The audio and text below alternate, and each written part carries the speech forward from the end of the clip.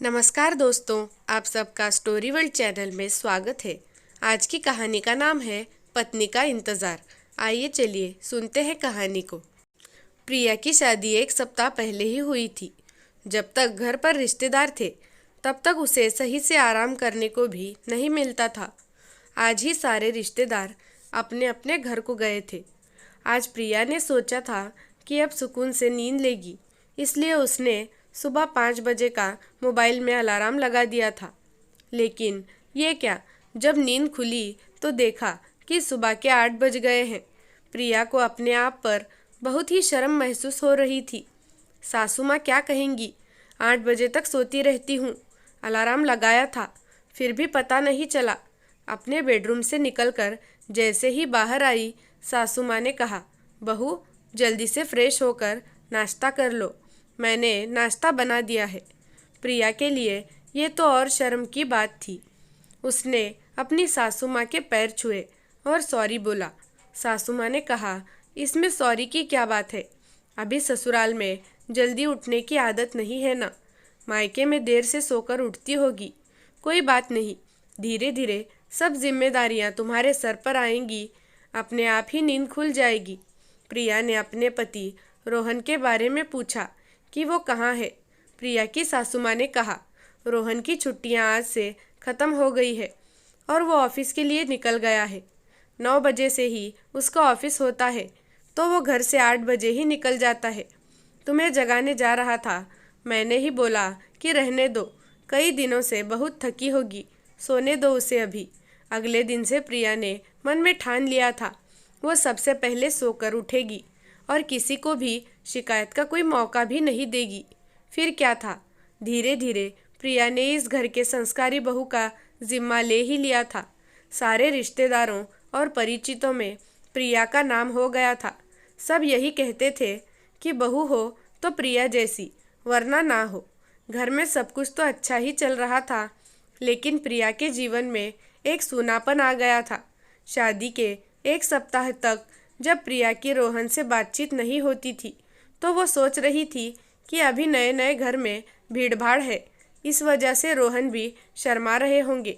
लेकिन आज तो 2 महीने बीतने वाले हैं, लेकिन फिर भी रोहन और प्रिया के बीच सिर्फ नाम का ही पति पत्नी का रिश्ता है। दरवाजे के बाहर तो दोनों पति पत्नी हैं, प्रिया भी एक संस्कारी बहू है, लेकिन दरवाजे के अंदर दोनों अनजान की तरह रहते हैं। ऐसा लगता है दोनों एक दूसरे को जानते ही ना हो। रोहन तो प्रिया के साथ बेड पर भी नहीं सोता था, वो नीचे चटाई बिछाकर ज़मीन पर ही सो जाता था। और प्रिया से उसने साफ साफ कह दिया था कि देखो प्रिया, मैंने तुमसे शादी अपने माँ के लिए की थी, पर तुम भी मुझसे ज़बरदस्ती गले पड़ने की कोशिश ना करना। मैं जिस लड़की से शादी करना चाहता था, लेकिन माँ को वो लड़की पसंद नहीं थी। माँ को तुम्हारे जैसी संस्कारी बहू चाहिए थी। प्रिया ने समझाने की कोशिश की थी कि रोहन, अभी यही सत्य है, हम दोनों पति पत्नी हैं और इसे तुम्हें भी स्वीकार करना ही चाहिए। जो हो गया उसे भूल जाओ। आखिर कब तक हम ऐसे अनजान की तरह एक कमरे में बंद रहेंगे। कभी ना कभी तो सबको पता चल ही जाएगा कि हमारे बीच कोई पति पत्नी जैसा रिश्ता नहीं है। प्रिया की बातों का रोहन पर कोई असर नहीं होता था और समय के साथ प्रिया को भी ये एहसास हो गया था कि उसका दाम्पत्य जीवन कभी भी अब सामान्य नहीं हो पाएगा। अब धीरे धीरे प्रिया हमेशा टेंशन में रहने लगी। इस टेंशन का आलम ये रहने लगा कि इसका प्रभाव उसके घरेलू कामकाज पर भी पड़ने लगा था। कई बार तो दूध उबलकर गिरने लगता था और उसका ध्यान ही नहीं जाता था। कभी चाय में चीनी ज़्यादा डाल देती थी, तो कभी सब्जी में नमक डालना ही भूल जाती थी। प्रिया की सास को भी एहसास हो रहा था कि प्रिया कोई ना कोई बात वो उनसे छुपा रही है। नहीं तो पहले कितना खुश रहती थी, वो सबसे हंसकर बातें भी करती थी। अब किसी से फ़ोन पर भी ज़्यादा बातें नहीं करती है, मुझसे भी बहुत कम ही बात करती है। दिन भर अपने कमरे में पड़ी रहती है। कोई ना कोई बात तो ज़रूर है जो अंदर ही अंदर प्रिया को खाए जा रही है। प्रिया की सास ने कई बार उससे पूछने की कोशिश भी की कि बहू, अगर कोई बात है तो मुझे बता देना, आखिर तुम इतना तनाव में क्यों रहती हो। प्रिया मुस्कुराकर जवाब दे देती थी, नहीं मम्मी जी, कोई बात नहीं है, बस ऐसे ही अगर कोई बात होगी तो आपसे नहीं कहूँगी तो किससे कहूँगी। प्रिया सोचने लगी कि आखिर कब तक ऐसा ही चलेगा। कोई ना कोई फैसला तो लेना ही पड़ेगा। मुझे पता करना होगा आखिर वो कौन लड़की है जिसके लिए उसके पति उसे इग्नोर कर रहे हैं। आखिर रोहन से मेरी शादी हुई है, मेरे पति है, मुझे उस लड़की से बात करनी पड़ेगी। मुझे पता करना होगा कि वो कौन है। अगले दिन रोहन जब अपने ऑफिस से चला गया तब प्रिया ने अपने सासू माँ से पूछा कि मैं एक बात पूछना चाह रही हूँ, सही जवाब दीजिएगा, कुछ भी मत छुपाइएगा। प्रिया की सास ने कहा, बोलो बहू। माँ जी बताइए कि रोहन शादी से पहले किसी लड़की से प्यार करते थे और क्या उससे शादी करना चाहते थे। प्रिया की सास ये बात सुनकर चुप हो गई। उसने सोचा प्रिया को ये बात कैसे पता चल गई, मैंने तो किसी से बताया ही नहीं। प्रिया ने कहा कि मैंने आपसे पहले ही कहा है, जो मैं पूछूंगी उसका सही सही जवाब दीजिएगा, कुछ भी मत छिपाइएगा, क्योंकि अब मैं और बर्दाश्त नहीं कर सकती। रोहन से मेरी शादी हुई है, मेरे हिस्से का प्यार मुझे चाहिए। मैं अपना प्यार किसी और को नहीं दे सकती। मैं उस लड़की से मिलना चाहती हूँ। सासू माँ ने कहा, हाँ प्यार करता था, लेकिन वो लड़की मुझे पसंद नहीं थी। मैंने उसको खुद एक बार ड्रिंक करते हुए देखा था और ऐसी लड़की को मैं अपने घर की बहू कभी नहीं बना सकती थी। प्रिया ने पूछा, उस लड़की का नाम क्या है? शायद रोशनी नाम है उसका। रात को रोहन जब सो गया, प्रिया ने उसके फ़ोन से रोशनी के नाम का नंबर निकाल लिया था और अगले दिन सुबह उसने रोशनी को फ़ोन किया और बोली, रोशनी मैं तुमसे मिलना चाहती हूँ। रोशनी ने पूछा, आप कौन हो? प्रिया ने कहा, मिलने के बाद पता चल जाएगा। शाम को तुम मुझे बंगाली मार्केट के कॉफ़ी हाउस में मिलो। शाम होते ही प्रिया कॉफ़ी हाउस में रोशनी का इंतज़ार कर रही थी। कुछ देर के बाद रोशनी ने पहुंचकर प्रिया को फ़ोन किया। आप कहाँ हो? मैं कॉफ़ी हाउस में आ गई हूँ। प्रिया ने कहा, सामने देखो, बैठी हुई हूँ। रोशनी ने प्रिया से हाथ मिलाया और बैठ गई। रोशनी ने सबसे पहले पूछा, आप कौन हैं और आप मुझसे क्यों मिलना चाहती हो? प्रिया ने कहा, मैं रोहन की पत्नी हूँ और तुमसे मिलने की वजह यह है कि तुम्हारी वजह से रोहन मुझे शादी के 6 महीने बाद भी अपना नहीं सका है। वो अभी भी तुमसे ही प्यार करता है। रोशनी ने कहा, मुझे तो पता ही नहीं था कि तुम दोनों के बीच कुछ भी ठीक नहीं है। जब भी मैं रोहन से पूछती हूँ तो वो कहता है कि हमारा रिश्ता बिल्कुल नॉर्मल है। प्रिया, तुम चिंता मत करो, अगले सप्ताह ही मेरी सगाई है। मैंने रोहन को तो नहीं बताया है, लेकिन उस दिन के बाद से उसका ये भ्रम भी टूट जाएगा कि उसकी मेरे से कभी शादी भी हो सकती है। फिर उस दिन के बाद से रोहन हमेशा के लिए तुम्हारा हो जाएगा। प्रिया ने कहा, जब तुम्हारी शादी तय हो गई है तो तुमने रोहन को बताया क्यों नहीं? रोशनी ने कहा कि मैंने किसी को नहीं बताया है कि मेरी शादी तय हो गई है। मैं सरप्राइज़ रखना चाहती हूँ, एक दिन पहले ही सबको फ़ोन करके बताऊँगी। रोशनी ने प्रिया को सॉरी कहा। सॉरी प्रिया, मुझे नहीं पता था कि मेरी वजह से तुम्हारी और रोहन की ज़िंदगी उलझ गई है। मुझे पता होता तो मैं कब का रोहन को मना कर देती कि वो मुझे भूल जाए, क्योंकि शादी विवाह तो ऊपर वाले की मर्ज़ी से होती है।